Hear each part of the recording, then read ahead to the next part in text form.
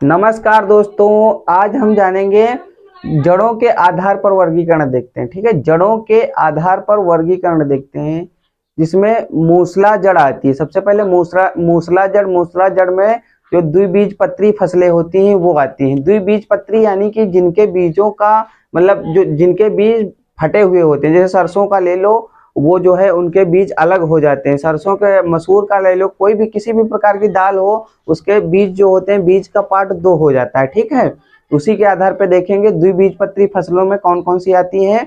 उसमें आती है मसूर हो गया, अंगूर हो गया, सरसों हो गया, कपास आदि आती है। ठीक है, अब देखेंगे झकड़ा जड़ होती है, एक मूसला जड़। जड़ दो प्रकार की होती है, मूसला जड़, एक झकड़ा जड़ होती है। ठीक है, झकड़ा जड़ में कौन सी आती है, एक बीज पत्री आते हैं। एक बीज पत्री में जैसे अनाज वाली फसलें सभी आ जाती है। ठीक है, अनाज वाली फसलें सभी आ जाती हैं। उसके बाद हम देखेंगे प्रकाश संश्लेषण के आधार पर फसलों का वर्गीकरण। देखें, प्रकाश संश्लेषण के आधार पर देखेंगे तो क्या हो जाएगा, एक होता है C3 प्लांट, एक होता है C4 प्लांट, एक होता है कैम प्लांट।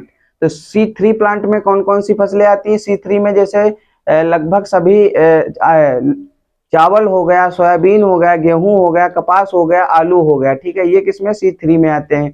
अब हमको मेन पॉइंट याद रखना है ये कि C4 प्लांट में किस प्रकार की कौन कौन सी फसलें आती हैं। तो C4 में आता है मक्का हो गया, ज्वार हो गया, बाजरा हो गया, तिल हो गया और नेपियर घास। इनको याद कर लेना, मक्का, ज्वार, बाजरा, तिल, नेपियर घास। ठीक है, उसके बाद आता है कैम में कौन सा आता है, जैसे अनानास हो गया, सीसल हो गया, अगेव हो गया आदि जो है इसमें आते हैं। जय हिंद, मिलते हैं नेक्स्ट वीडियो में।